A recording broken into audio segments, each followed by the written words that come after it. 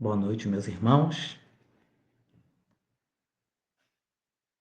Com grande alegria, estou aqui, a pedido da minha avó, para realizarmos esse estudo tão importante, tão necessário para nós, nesse momento em que nós já estamos preparando os nossos corações para o Natal de Jesus.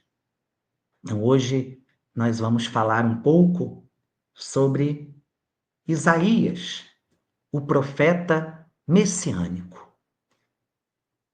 Vamos orar.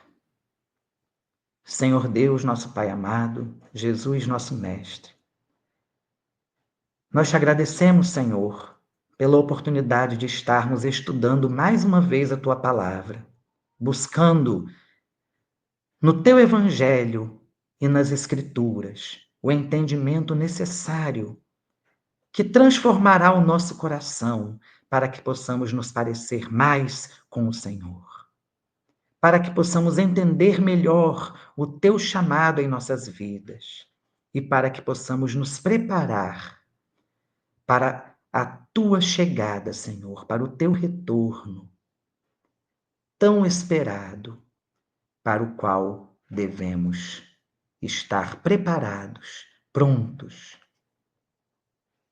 Nós te rogamos, Senhor, que abras as nossas mentes e corações para que as tuas palavras possam fazer em nós morada, para que o Senhor possa habitar em nós. Fica conosco nesse instante, Senhor, porque muito precisamos de ti. Em teu santo nome, que assim seja.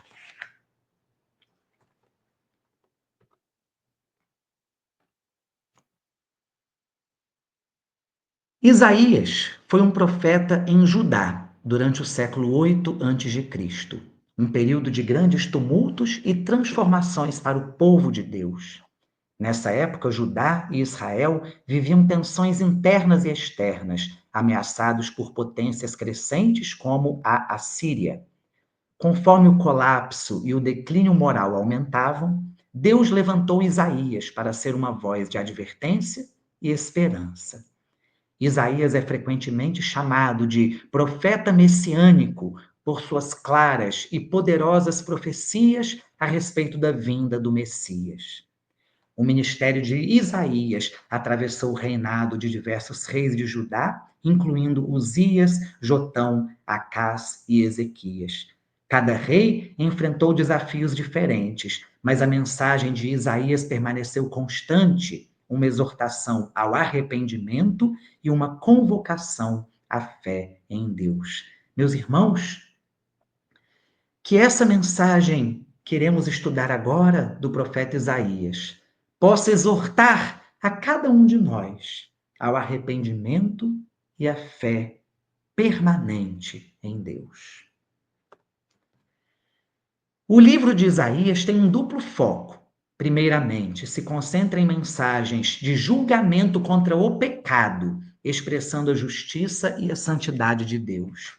Isaías não hesita em confrontar seus contemporâneos sobre as consequências da desobediência e da idolatria. Porém, Isaías também traz uma mensagem poderosa de esperança e redenção. Ele revela o amor de Deus e sua promessa de salvação, não apenas para Israel, mas para todas as nações. Através do livro, encontramos vislumbres emocionantes da vinda do Messias que trará justiça e paz ao mundo. Essas profecias messiânicas não apenas fortalecem a fé dos crentes, mas também nos inspiram a viver em expectativa da plena realização do reino de Deus. Ao estudarmos juntos o livro de Isaías, peço que abramos os nossos corações para as verdades eternas que ele comunica, que possamos ser tocados pela mesma esperança transformadora que inspirou tantos ao longo dos séculos. Vamos agora nos debruçar sobre o chamado de Isaías. conforme relatado no capítulo 6 do seu livro. Esse é um dos trechos mais profundos e transformadores das Escrituras, apresentando não apenas a experiência de Isaías, mas também uma visão de glória, uma visão da glória de Deus, que pode tocar as nossas próprias vidas.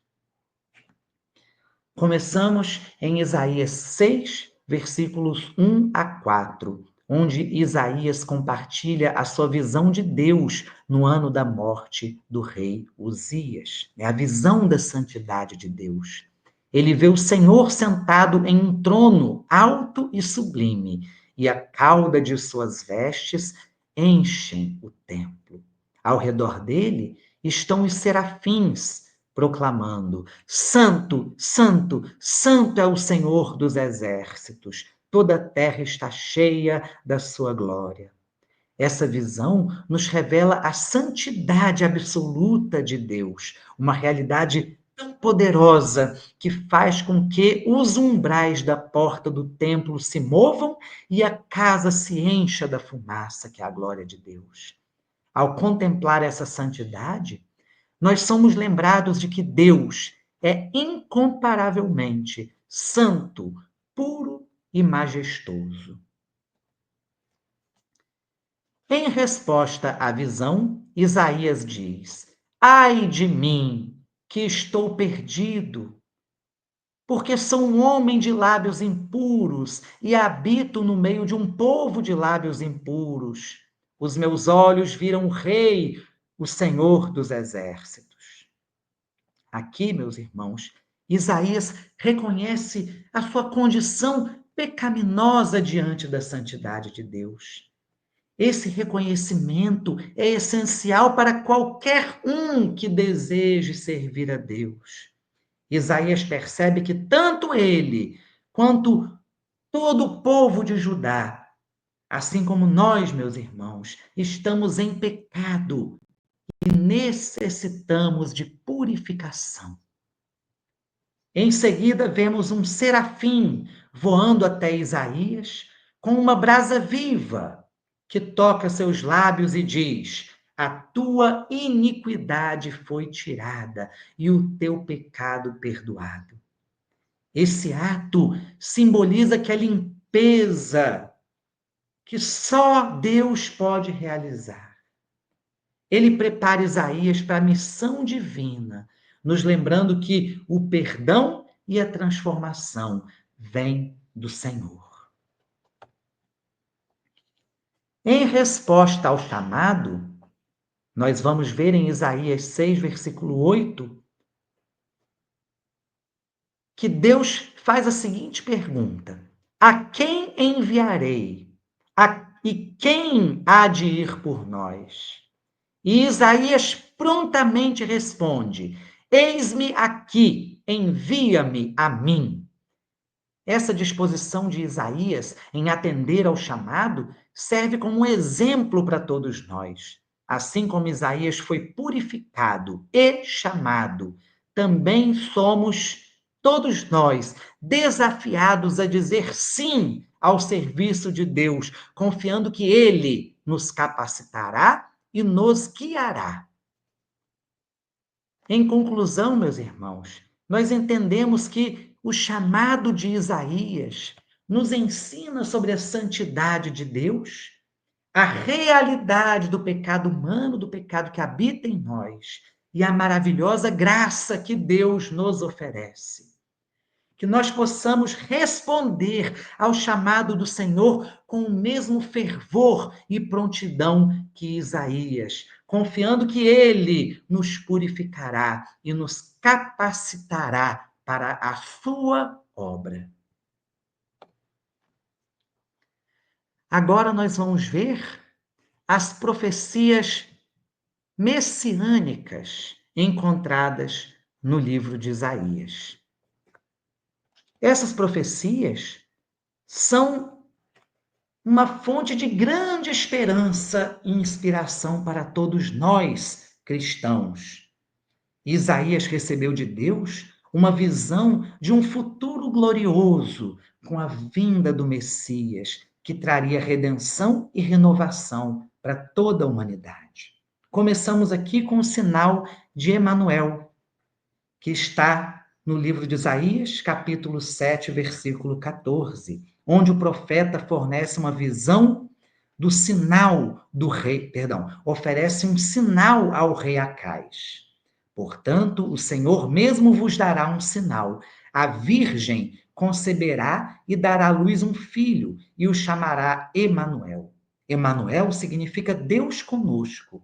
E esta profecia aponta diretamente para o nascimento virginal de Jesus, que cumpriria essa promessa de forma milagrosa e única. Meus irmãos, a presença do Emanuel entre nós representa a proximidade de Deus com a humanidade. E em Jesus vimos o cumprimento perfeito dessa proximidade. Deus habitando entre nós, carregando nossas dores e nos mostrando o caminho para a salvação. Em Isaías 9, 6 a 7, nós vemos a apresentação de Jesus como príncipe da paz. Isaías diz: porque um menino nos nasceu, um filho nos foi dado, e o governo está sobre os seus ombros. Ele será chamado Maravilhoso Conselheiro, Deus Forte, Pai Eterno, Príncipe da Paz. Esses títulos revelam as naturezas divina e humana do Messias e o impacto do seu governo. Ele é o nosso consolador, o Deus forte nos tempos de fraqueza, o príncipe que traz paz em meio ao caos. Jesus, em sua missão terrena, trouxe e continua a nos oferecer essa paz que excede todo o entendimento. Em seguida, ele apresenta Jesus Cristo como o servo sofredor. Uma das profecias mais tocantes está no capítulo 53. Aqui, Isaías descreve o servo sofredor que é desprezado e rejeitado pelos homens, um homem de dores e experimentado no sofrimento. Ele é aquele que levou sobre si as nossas enfermidades e as nossas dores, levou sobre si. E nós o considerávamos como aflito, ferido de Deus e oprimido. Essa passagem retrata o sacrifício de Jesus na cruz, onde ele assumiu os nossos pecados e se entregou para nos reconciliar com Deus. Isaías nos mostra que o sofrimento do Messias traria cura e redenção, cumprindo a promessa de libertação espiritual para todos que nele creem. Em conclusão, meus irmãos, nós podemos dizer que as profecias messiânicas de Isaías, escritas muitos séculos antes do nascimento de Jesus, nos revelam um Deus que planejou nossa redenção desde os tempos antigos. Elas são um testemunho tanto da fidelidade de Deus às suas promessas, quanto da sua profunda compaixão por cada um de nós. À medida que nós refletimos sobre essas profecias, nós somos chamados a renovar a nossa fé em Jesus Cristo, o Messias, que cumpriu cada uma delas perfeitamente. Que essa esperança continue a nos guiar e fortalecer em nossa caminhada cristã. Agora nós nos voltamos para a poderosa mensagem de justiça e esperança que está contida no livro de Isaías. Essas passagens nos lembram da soberania de Deus, do seu compromisso com a justiça e a esperança renovadora que ele oferece para o seu povo.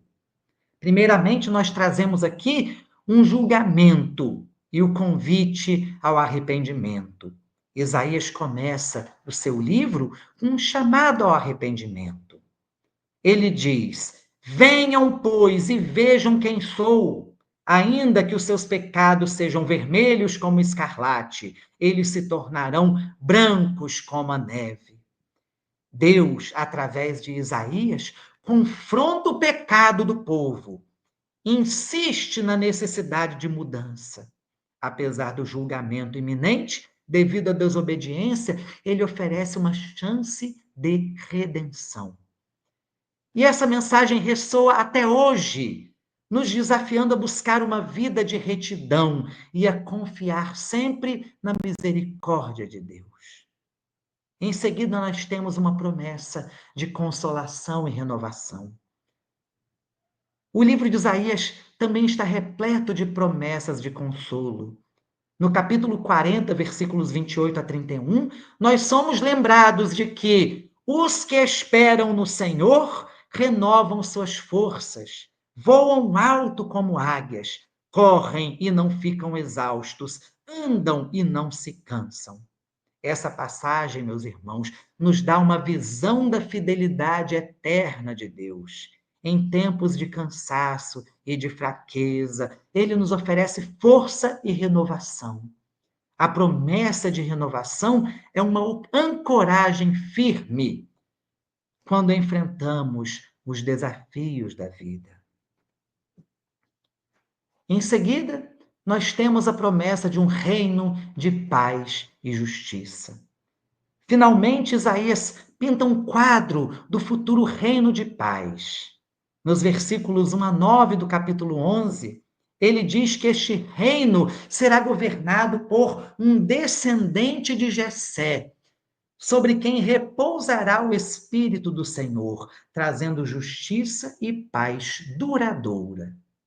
Essa profecia nos dá a esperança de que um dia toda a criação estará em harmonia sob a liderança do Messias. Essa visão nos encoraja a viver por valores de paz e justiça, refletindo o caráter de Cristo no mundo. Por fim, nós temos uma conclusão e reflexão. O livro de Isaías nos lembra que, embora Deus exija justiça, ele também oferece esperança e redenção inabaláveis. Ele também sua mensagem atravessa séculos, nos lembrando de que Deus não apenas julga, mas também restaura e renova todos os que se aproximam dele. À medida que meditamos nestas passagens de Isaías, sejamos encorajados a viver vidas de esperança ativa, confiando na provisão de Deus e aguardando pacientemente o dia que suas promessas se cumprirão plenamente. Essa palavra é importante, meus irmãos. Não basta apenas confiar nas promessas de Deus, mas precisamos aguardar pacientemente pelo dia em que essas promessas se cumprirão em nossas vidas. Isaías e João.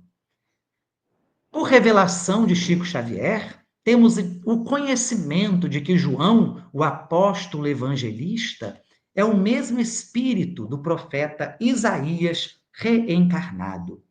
Um estudo detalhado dos seus textos nos permite perceber muitas semelhanças, e vamos relatar aqui neste estudo uma breve comparação entre os capítulos 21 do livro de Apocalipse, escrito por João, e o capítulo 65 do livro de Isaías, que nos trazem uma maravilhosa visão da cidade santa que descerá dos céus, segundo as promessas de Jesus. No capítulo 65 do livro de Isaías, nós temos a visão da Nova Jerusalém. No livro de Isaías, encontramos uma visão profética do que Deus promete criar. Pois eis que crio novos céus e nova terra, e não haverá lembrança das coisas passadas, nem mais se recordarão. Nós vemos aqui, meus irmãos, que tanto Isaías como João eram profetas que tinham uma comunhão perfeita com Deus. Eram médiums que comunicavam-se diretamente com Deus. E através das suas visões, através da sua mediunidade, nós temos essa maravilhosa visão da Cidade Santa, que é a Nova Jerusalém que desce dos céus, que Jesus promete que será a implantação do reino de Deus aqui na terra. E Isaías descreve a Nova Jerusalém como um lugar de alegria e regozijo eterno. Esta cidade será como um refúgio de justiça e paz, onde não se ouvirá mais nela a voz de pranto nem a voz de clamor. Os habitantes desfrutarão da longevidade, prosperidade e uma relação restaurada com a criação de Deus, onde o lobo e o cordeiro pastarão juntos. Que visão maravilhosa, meus irmãos! O lobo e o cordeiro pastarão juntos. A reconciliação entre aqueles que hoje vivem em inimizade. Essa visão, meus irmãos, nos mostra o desejo de Deus por uma restauração completa e perfeita do mundo, onde a dor e o sofrimento não terão mais lugar. No livro de Apocalipse, capítulo 21, João traz também para nós a visão da Nova Jerusalém.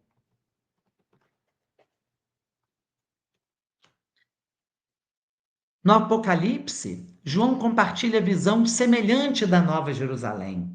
Vi novo céu e nova terra, pois já o primeiro céu e a primeira terra passaram. Apocalipse 21, capítulo 1.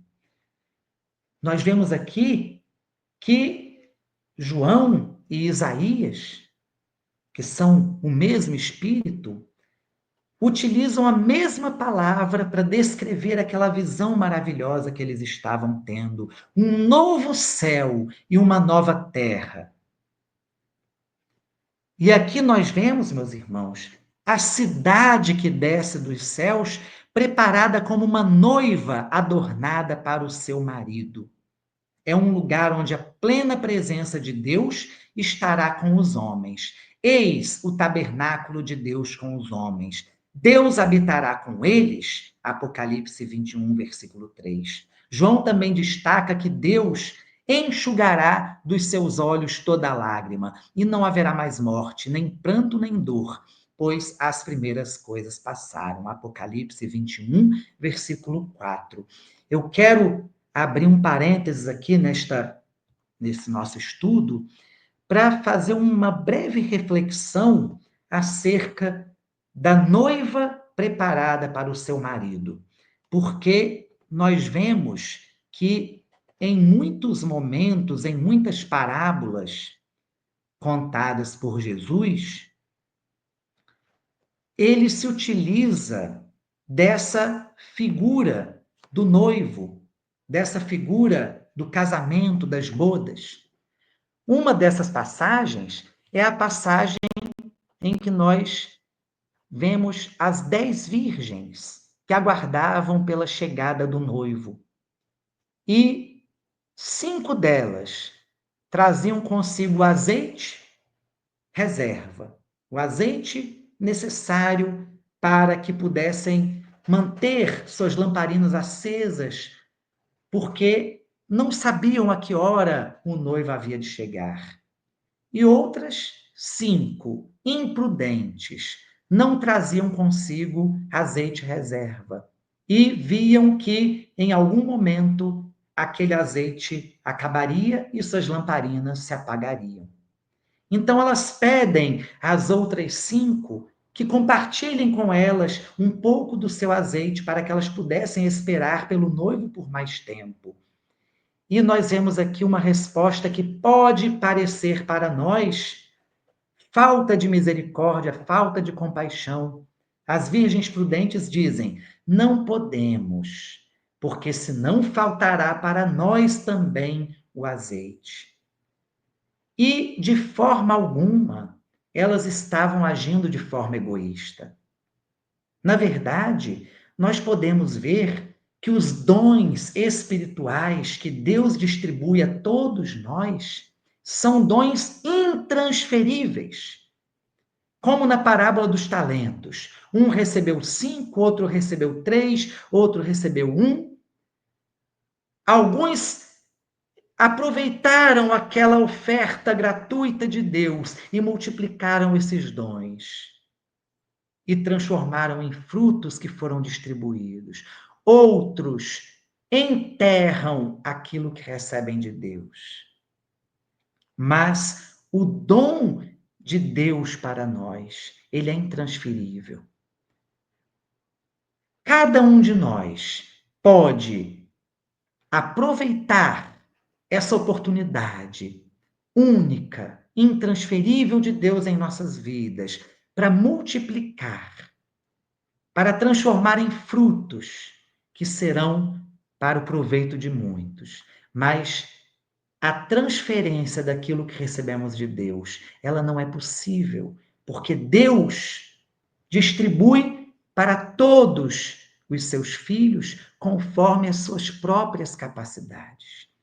Cabe a cada um de nós multiplicar ou enterrar aquilo que recebemos de Deus. Por isso, era impossível que as virgens prudentes transferissem parte do seu azeite para as imprudentes. E aqui nós vemos mais uma vez, na figura do noivo, o noivo esperado, que é Jesus Cristo.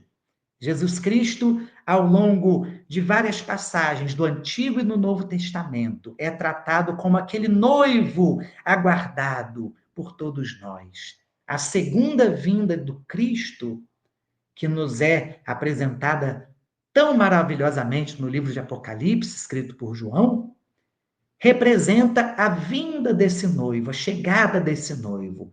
E Jesus diz em várias ocasiões que nós não sabemos o dia e nem a hora. Por isso precisamos estar preparados.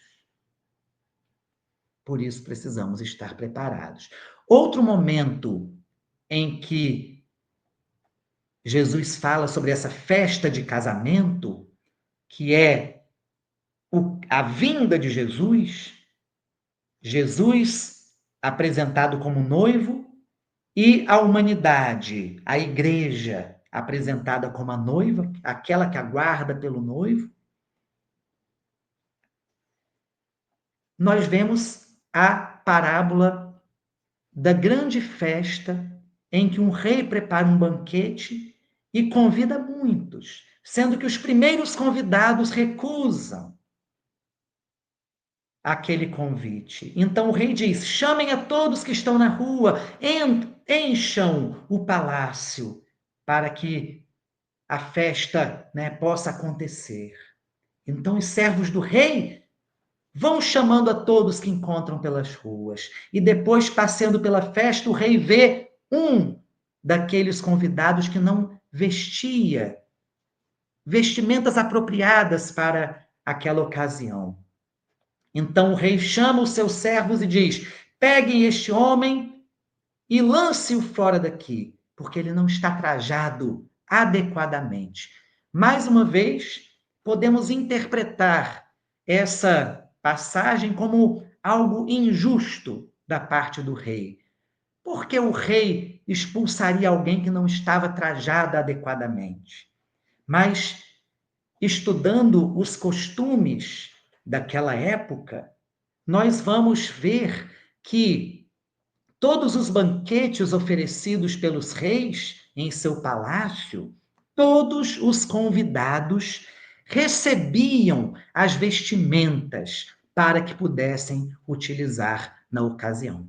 Então, todos os que eram convidados recebiam as vestimentas para se vestirem e se apresentarem diante do rei.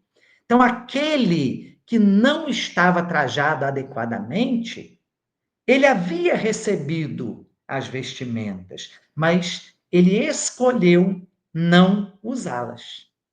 Mais uma vez, é como aquele que recebe de Deus e enterra o talento. É aquele que recebe o dom de Deus e prefere enterrá-lo. E durante a festa, quando o rei se depara com ele o expulsa daquele ambiente. Ele não poderá participar, assim como as virgens imprudentes não puderam entrar e participar da festa. Aquele homem que escolheu não trajar as vestes que o rei havia lhe oferecido gratuitamente, também não pôde participar das bodas. Então, meus irmãos, a urgência que nós nos referimos aqui a todo momento é porque nós não sabemos o dia e nem a hora em que Jesus há de retornar. Então é necessário que estejamos vigilantes, em oração. É necessário que nós multipliquemos aquilo que Deus nos oferece. É necessário que nós mantenhamos as nossas lamparinas acesas, multiplicando, cultivando em nós o azeite da graça de Deus em nossos corações, para que o fogo da lamparina não se apague. É necessário que nós nos trajemos das vestes reais, para que estejamos prontos, preparados, dignos de nos colocarmos na presença de Deus quando Jesus retornar, no momento em que nós não conhecemos, não sabemos o dia e nem a hora em que esse retorno acontecerá. Continuando então, nós vamos comparar aqui esses dois capítulos. Capítulo 65 do livro de Isaías e o capítulo 21 do Apocalipse, escrito por João. Primeiro, nós temos a visão do restauro e da criação. Ambos, Isaías e Apocalipse, falam de uma recriação completa, novos céus e nova terra. Isso enfatiza a intenção de Deus de restaurar a criação à sua condição ideal. Em seguida, nós vemos uma exortação à alegria e à paz. As descrições de ambas as cidades falam de um ambiente de alegria eterna, onde as bênçãos de Deus são abundantes e presentes continuamente. Em seguida, os dois falam sobre a presença de Deus. Enquanto Isaías sugere uma relação restaurada entre Deus e seu povo, Apocalipse de João expande essa ideia ao mostrar a cidade como um lugar onde a presença de Deus é tangível e constante. Que visão maravilhosa, meus irmãos! Essas visões complementares nos impulsionam a viver com esperança e expectativa, confiando na promessa de Deus de um futuro de perfeição e unidade com Ele. Elas nos inspiram a perseverar em fé, sabendo que nosso destino final com Deus será de glória indescritível. Em seguida, eles falam sobre a renovação pela esperança. A esperança proclamada por Isaías é também um convite para a renovação pessoal. Sabemos que os que esperam no Senhor renovam suas forças, e isso nos encoraja a depositar nossa confiança em Deus, mesmo quando enfrentamos as tempestades na vida. Refletir sobre a fidelidade de Deus nos capacita a enfrentar as adversidades com uma forte confiança, sabendo que Ele é o nosso refúgio e a nossa força. Que Deus está sempre ao nosso lado. Nele encontramos a força necessária para enfrentar qualquer dificuldade, porque nós sabemos que, junto com a tentação, junto com a provação pela qual passamos, Deus também nos dá todas as oportunidades e toda a força necessária para que possamos superar qualquer obstáculo e qualquer desafio. Também podemos concluir esse estudo com os ensinamentos de adoração e gratidão. Por fim, Isaías também nos chama a uma vida de adoração genuína. Ele descreve, por exemplo, como toda a criação verá a glória do Senhor, em Isaías 45.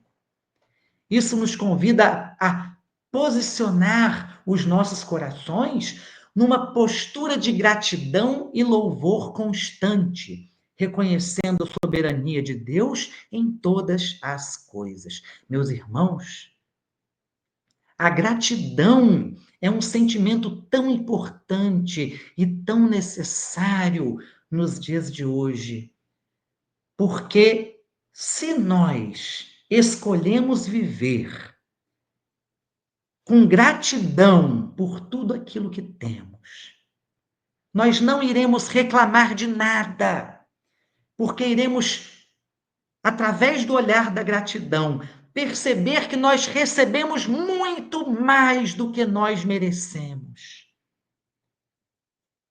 Através do olhar de gratidão, nós podemos perceber que os pequenos problemas, as pequenas dificuldades que podemos enfrentar em nossas vidas não são nada diante de tudo aquilo que Deus nos dá todos os dias gratuitamente. Então, a visão da gratidão, que nos coloca em posição de adorar constantemente a Deus, ela vai eliminar em nós a reclamação, a murmuração. Nós vivemos uma vida muito mais feliz se nós olharmos para tudo que temos, ao invés de focarmos nas nossas dificuldades e naquilo que ainda precisamos enfrentar. Mas a promessa de Deus para todos nós é uma promessa maravilhosa. É uma promessa de paz, de renovação, é uma promessa de esperança. Que nós sejamos gratos a todo momento por tudo que Deus nos dá. E assim viveremos com muito mais alegria, viveremos com muito mais esperança. E essa alegria e essa esperança irão transbordar de nossos corações, se espalhando também em direção a todos aqueles que estão à nossa volta. E assim nós espalharemos alegria, nós espalharemos esperança por todos aqueles que nos cercam.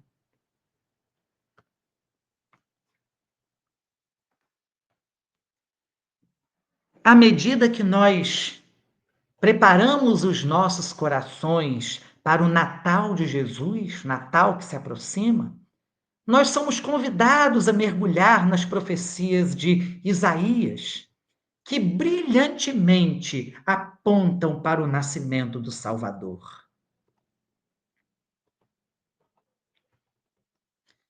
Essa época do ano não é apenas uma celebração de um evento que ocorreu há mais de 2000 anos. É uma oportunidade para meditarmos sobre o propósito e o impacto eternos do nascimento de Jesus. Então, nós temos aqui em Isaías, primeiro, as promessas de Deus cumpridas na sua plenitude. Em Isaías 7,14 e Mateus 1,23, a profecia de Isaías sobre o nascimento de Emanuel, Deus conosco, se cumpre em Jesus. No Natal, nós celebramos o mistério e a maravilha da encarnação, o fato de que Deus escolheu habitar entre nós de forma tangível. Em Isaías 9, 6 a 7, nós temos os títulos dados a esse menino: Maravilhoso Conselheiro, Deus Forte, Pai Eterno e Príncipe da Paz, que nos lembram do caráter e da missão de Jesus.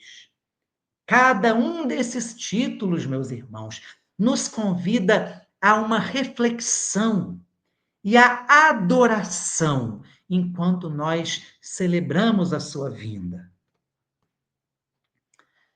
Refletindo sobre a justiça e a paz, assim como Isaías nos chamou para viver vidas de justiça e retidão, o Natal nos convida a refletir sobre como podemos ser portadores da paz e do amor de Cristo em nossa família, em nossa comunidade e em todo o mundo. O Natal é um tempo de esperança, tal como Isaías anunciou, uma nova era de paz. Somos chamados a viver essa esperança, almejando a paz que Cristo oferece e partilhando-a com todos ao nosso redor.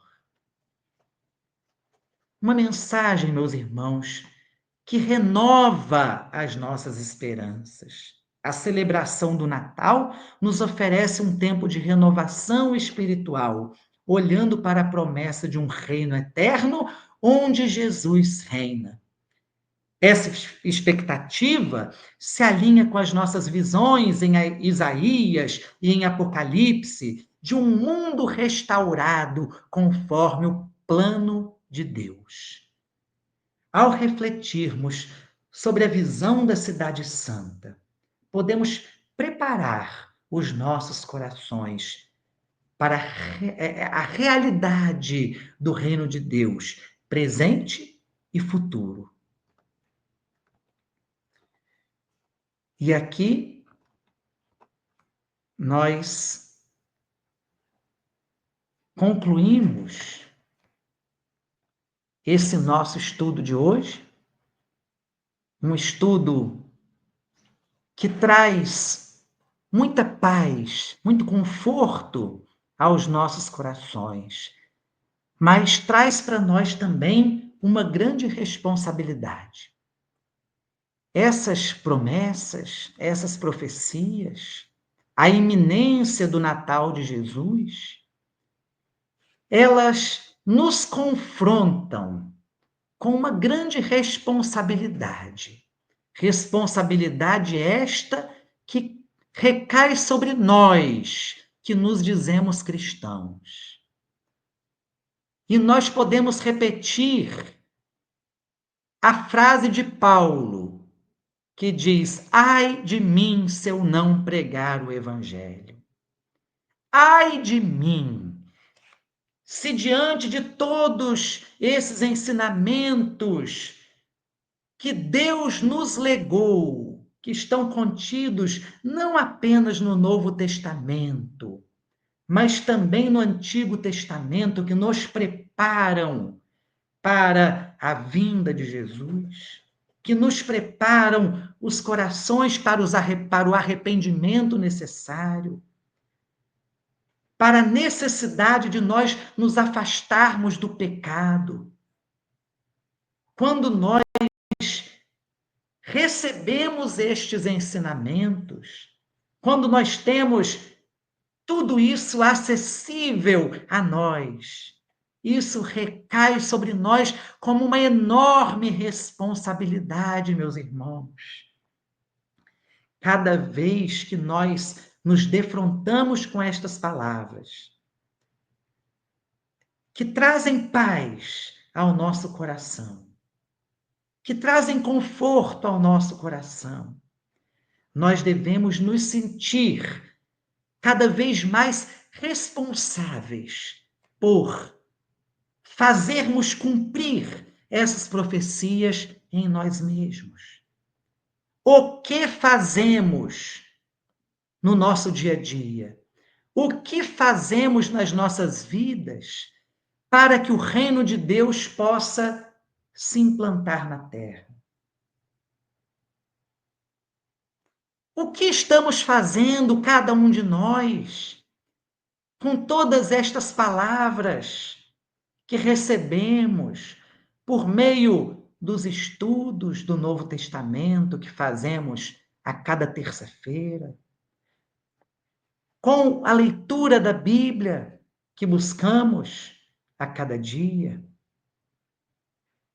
com as pregações, com os cultos que assistimos aos domingos, com as leituras que fazemos em nossos cultos domésticos, com as nossas leituras individuais, com aquilo que lemos nos nossos momentos em secreto com Deus, naqueles momentos em que precisamos fechar a porta do nosso quarto e ficarmos a sós com Deus. O que estamos fazendo com tudo isto que recebemos de Deus? São vestes espirituais que Deus nos oferece gratuitamente, mas cabe a nós nos vestirmos destas vestes. Mas é importante nos lembrarmos, meus irmãos, que antes de vestirmos as vestes espirituais para podermos participar do grande banquete de Deus, nós precisamos nos despir das nossas vestes do mundo, das nossas vestes do pecado, aquelas que nos afastam de Deus. Nosso pecado predileto, aquele que ainda cometemos todos os dias. Meus irmãos, o pecado não é apenas quando nós fazemos mal a alguém. Nós estamos cometendo pecado cada vez que nós desperdiçamos o nosso tempo com coisas inúteis. Cada vez que nós desperdiçamos o nosso tempo, que é também algo que Deus nos oferece gratuitamente. Cada vez que nós desperdiçamos o nosso tempo com coisas que não nos aproximam de Deus, nós estamos nos afastando dele. Paulo diz: todas as coisas me são lícitas, mas nem tudo me convém. Essa fala não é uma fala para todas as pessoas, é uma fala direcionada aos cristãos, aqueles que querem verdadeiramente seguir a Jesus. Tudo é lícito para aqueles que querem viver no mundo, mas nem tudo convém para aquele que quer seguir a Jesus. Que possamos então, meus irmãos, nessa preparação para o Natal, nessa preparação dos nossos corações, nessa preparação do ambiente espiritual da nossa casa, da nossa comunidade em que vivemos, que possamos estar dispostos a dedicar mais do nosso tempo a aquilo que Deus tem para nos oferecer. Vamos buscar ler a palavra de Deus, estudar, meditar na palavra de Deus, porque elas trazem um alargamento do nosso entendimento. Elas trazem para nós o quebrantamento necessário do nosso coração. E é através dessa busca permanente pela presença de Deus em nossas vidas que nós vamos nos despir das nossas vestes do mundo, para nos vestirmos das vestes luminosas e espirituais que Deus nos oferece gratuitamente. Não porque merecemos, mas porque Ele nos quer na presença dEle. Porque Ele nos quer salvar. Que possamos, então, trazer em nossos corações a fé, a esperança, a alegria das promessas de Deus, mas, ao mesmo tempo, o entendimento da necessidade urgente de permanecermos em vigilância e de permanecermos em oração, porque nós não sabemos o dia e nem a hora em que o Senhor virá. E nós precisamos estar preparados. Que o Senhor nos abençoe, que o Senhor guarde os nossos corações, que Deus permita que essa palavra, que essa semente lançada em nós, através deste estudo tão necessário para cada um de nós, a começar por mim mesmo, que esse estudo, que esta palavra, que esta semente lançada, possa criar raízes em nosso coração, que o nosso coração possa ser terra boa, para que a palavra de Deus possa crescer em cada um de nós. Elevemos nossos pensamentos a Deus. Senhor Deus, nosso Pai amado, Jesus, nosso Mestre, nós te agradecemos, Pai, pela oportunidade de estarmos aqui juntos, refletindo sobre as tuas promessas de paz, de restauração, de perdão dos nossos pecados, sobre as tuas advertências, Pai, para que nós abandonemos a nossa vida de pecados, para que nós nos despamos, Senhor, das nossas vestes mundanas, para que nós possamos nos vestir das vestes espirituais que o Senhor tem nos oferecido gratuitamente. Vem, Senhor, sobre nós, que as tuas bênçãos possam se derramar sobre cada um de nós, Pai, neste momento, para que a tua palavra possa criar raízes em nossos corações e para que o teu evangelho, Senhor, seja o norte, seja a forma pela qual nós vivemos e o meio pelo qual nós orientamos os nossos caminhos todos os dias. Guarda-nos, Senhor, agora e sempre, na tua santa paz. Fica conosco, porque muito precisamos de ti. Em teu santo nome, que assim seja.